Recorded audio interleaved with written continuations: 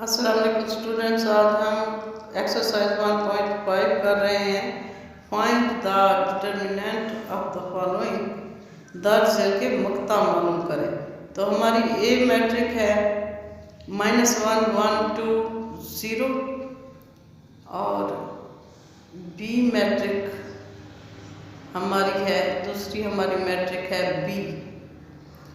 तो B matric है हमारे पास 1 3 2 -2। ठीक है, ये बी मैट्रिक है। अब हम लिखेंगे अपनी तीसरी मैट्रिक यानी मैट्रिक सी।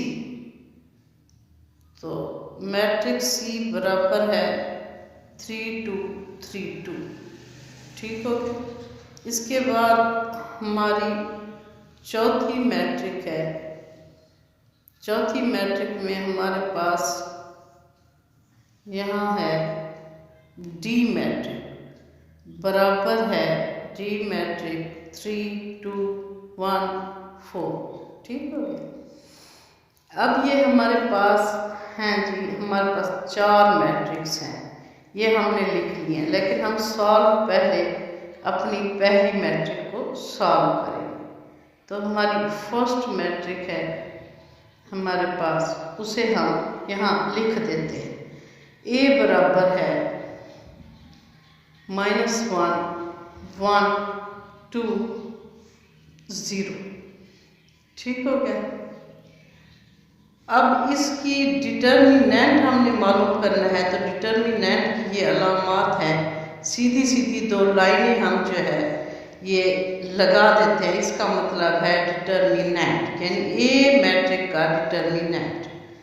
ठीक है, तो इसको हम मैट्रिक के इर्द गिर्द भी ऐसी ही सीधी सीधी लाइनें लगाएंगे, 2 लाइनें, एक पहले और एक बाद। ये अब इसकी हमने क्या करनी है, क्रॉस मल्टीप्लिकेशन करनी है।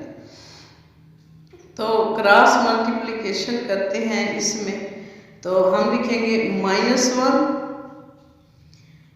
इंटू 0 और फिर माइनस लिखेंगे और फिर लिखेंगे 1 इंटू 2। ठीक है, ये जी हम लिखेंगे। आप मजीद इन्हें जब हम हल करेंगे तो हमारे पास इधर से 0 और उधर से -2 आएगा और इसे हल करेंगे तो हमारे पास -2 हमारा जवाब आ जाएगा। 0 -2 करेंगे तो ये 2 हमारा आंसर आ गया। ठीक हो गया। अब हम करेंगे अपनी दूसरी मैट्रिक यानी बी मैट्रिक को हल करते हैं। सेम उसी तरह से हल करना है जैसे हमने ए मैट्रिक को हल करना है। तो बी मैट्रिक है 1 3 2 -2। तो इसको हल करते हैं। ये जो हमारे हैं डिटर्मिनेंट की अलामात, सीधी सीधी 2 लाइनें बी के इर्द गिर्द लगाते हैं और इसी तरह से मैट्रिक के इर्द गिर्द भी 1 3 2 -2 के इर्द गिर्द भी 2 सीधी लाइनें लगाएंगे। इसका मतलब है बी मैट्रिक का डिटर्मिनेंट मालूम करने हम जा रहे हैं। तो हम अब क्रॉस मल्टीप्लिकेशन कर रहे हैं। तो हम लिखेंगे 1 इंटू -2 और -3 इंटू 2। ठीक हो गया। अब इसको मज़ीद हम जब हल करेंगे, ये मैं अलामात लगा के आपको दिखा रही हूँ ताकि आपको पता चले। इसको हल करेंगे तो हमारे पास 2 और इधर ये दूसरे इसके पार्ट को जब हम हल करेंगे तो हमारे पास ये इस हिस्से को जब हम हल करेंगे तो हमारे पास आएगा -6। ठीक हो गया। आप मज़ीद इसको माइनस माइनस प्लस हो जाएगा तो ये 8 आ जाएगा हमारे पास -8। अलामत जो है ना बड़े वाले उसकी लगती है, डिजिट जिस डिजिट की अलामत ये जो डिजिट बड़ा हो उसकी अलामत लगती है। तो इसलिए हमारे पास -8 आए। तो इसे मैं दोबारा लिख रही हूँ आपको समझाने के लिए। निशानात लगाए थे जिन्हें मैंने रेज कर दिया है और दोबारा मैं लिख देती हूँ सवाल को। तो ये -2 -6 = -8 आ गया। ठीक है, ये हमारी दूसरी मैट्रिक भी हो गई। बहुत ही आसान सवाल है। तो अब हम चलते हैं तीसरी अपनी मैट्रिक की तरफ, जिसका नाम है मैट्रिक सी। तो सी मैट्रिक में मैट्रिक सी बराबर है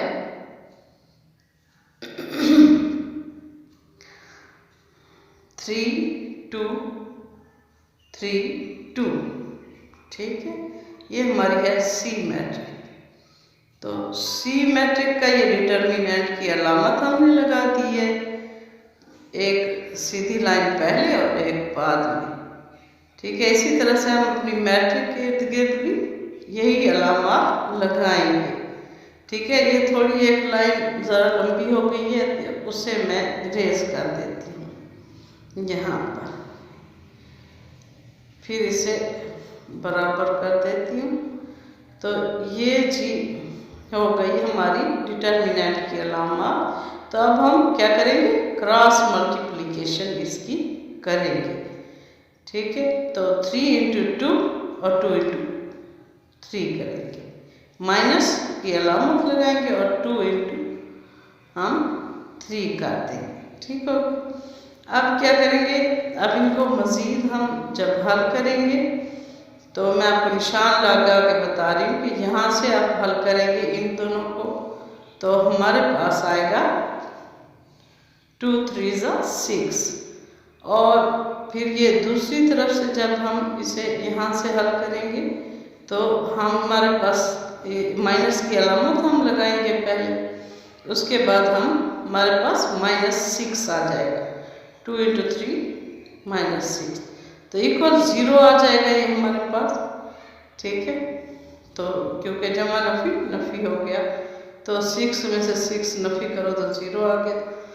तो आगे हम अब करेंगे ये अपनी चौथी मैट्रिक। चौथी मैट्रिक में का नाम है डी मैट्रिक।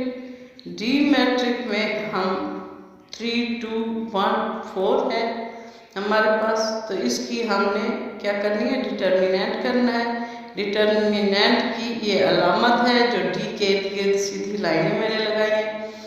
तो अब इसी तरह से मैट्रिक के इर्द गिर्द भी यही सीधी लाइनें लगाएंगे, क्योंकि ये अलामत हैं डिटर्मिनेंट की, कि हम डिटर्मिनेंट मालूम करने जा रहे हैं।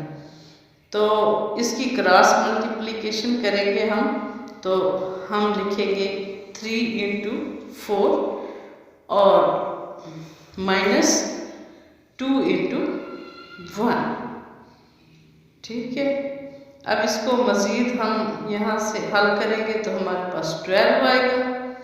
कहाँ से हल किया है ये हमने, यहाँ से। हाँ जी, तो ये हमारे पास 12 आ गया। अब ये दूसरी तरफ से इसको हल करेंगे, तो इधर मैं निशान लगा देती हूँ ताकि आपको पता चले कि कहाँ से हम हल कर रहे हैं।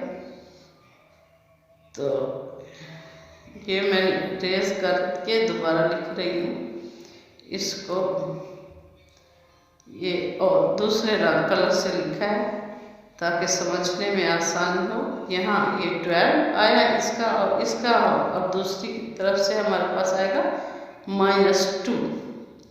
ठीक है, 2 आएगा, 2 1 2 आएगा।